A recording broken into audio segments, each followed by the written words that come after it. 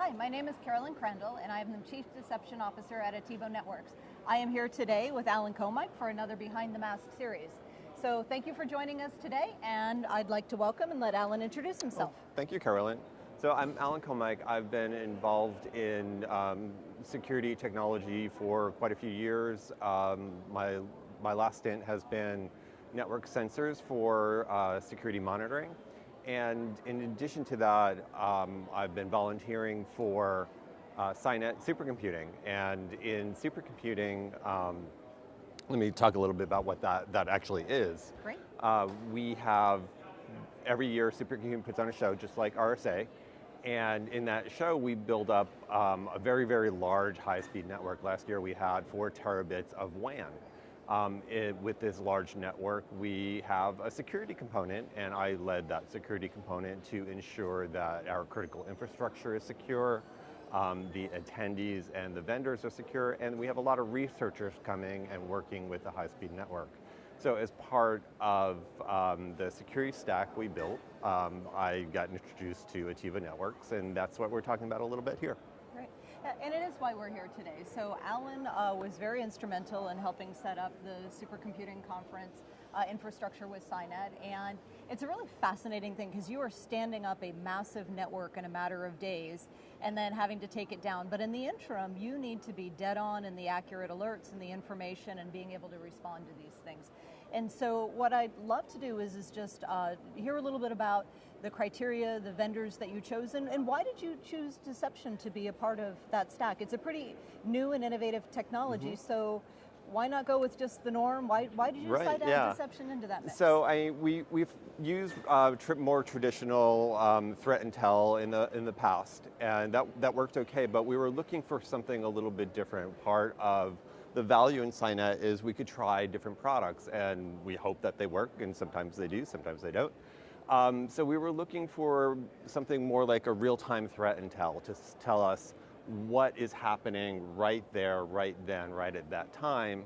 And we looked at Ativo Networks for that. So in 2017, we brought in Ativo Networks and gave that a shot, and it ended up working really well.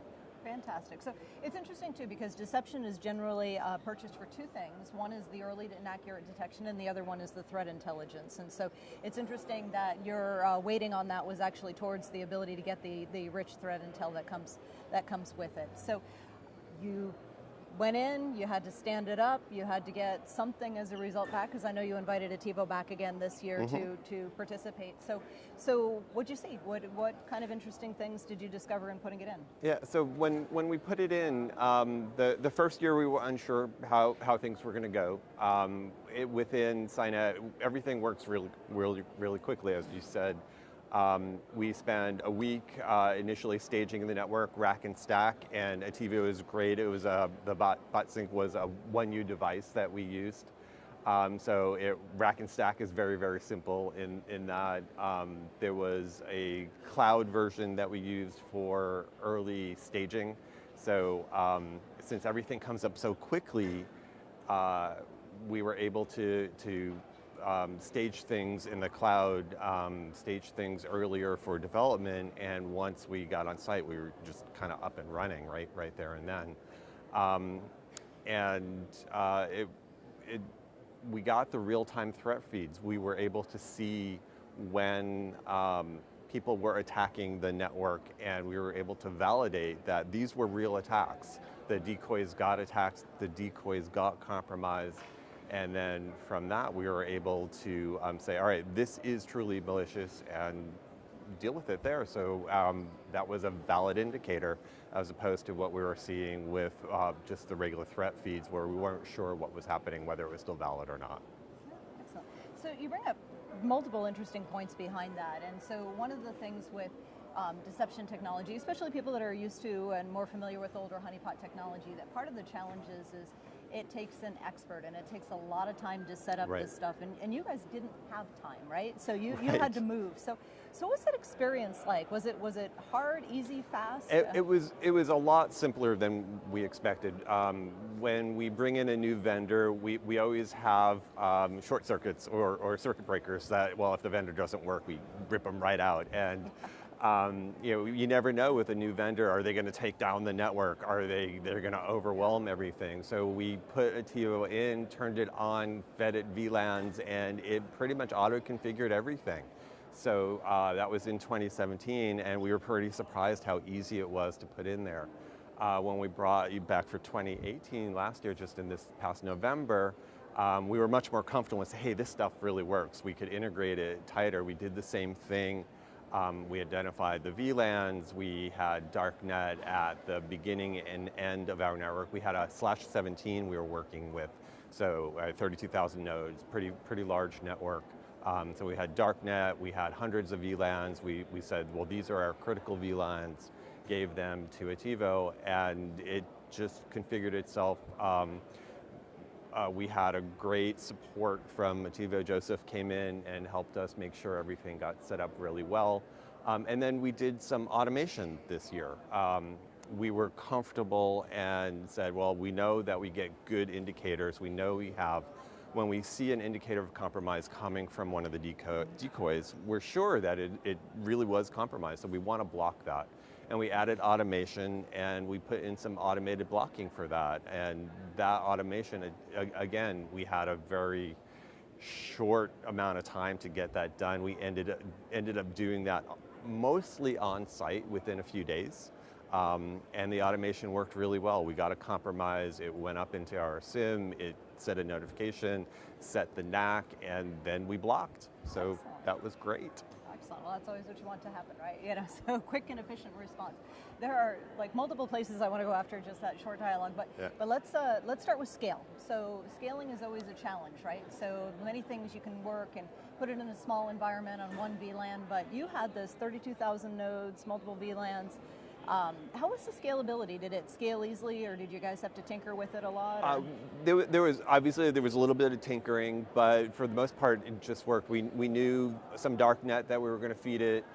We knew which were our critical VLANs. We ended up adding more VLANs over time. We started small and grew it over time as we said, oh, well, we want to see something here, we want to see something there. And we had no problem with scaling. And this was a small 1U box.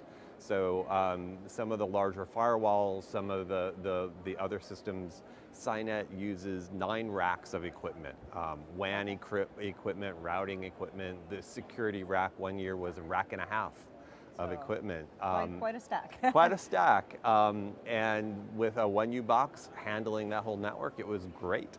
Fantastic. Well, good. So, always interesting. Did you find anything interesting? I know there's a lot of efficiency you talked about and what you detected. Anything really cool? Yeah, so we didn't spend a lot of time looking at TTPs. We were mostly interested in protecting the network, but as things were coming up, we need to validate everything, make sure that it is working. One thing that we had the ButSync TiVo doing is ensuring that it wouldn't originate any traffic. So things would get compromised, but nothing would come out. And we had one of our guys on the team validating that. And we have hundreds of VLANs. We had tens and hundreds of decoys. We had these 32,000 nodes. We had all of this stuff going. And so this guy's playing with it. His face is, he's looking and he's looking. When an engineer is looking at something, something's going on. Like, what's going on there? And people start gathering around, and he's going, it seems like it's originating traffic. Like, no.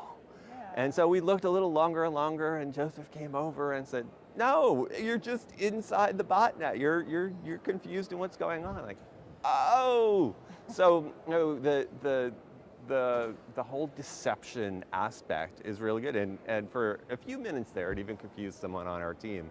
So the authenticity of it, they really believed they were in a real environment. Yeah, and they thought they were on a real environment. It looked like one of our nodes, and it worked well. Now, and there's all sorts of other interesting things that we saw, but as kind of the joke story that we tell, that's a big one that we talk about. Yeah, well, I mean, it's a really good story too, because if you think about deception, there are 2 factors to it. Is one, is it covering the attack surfaces?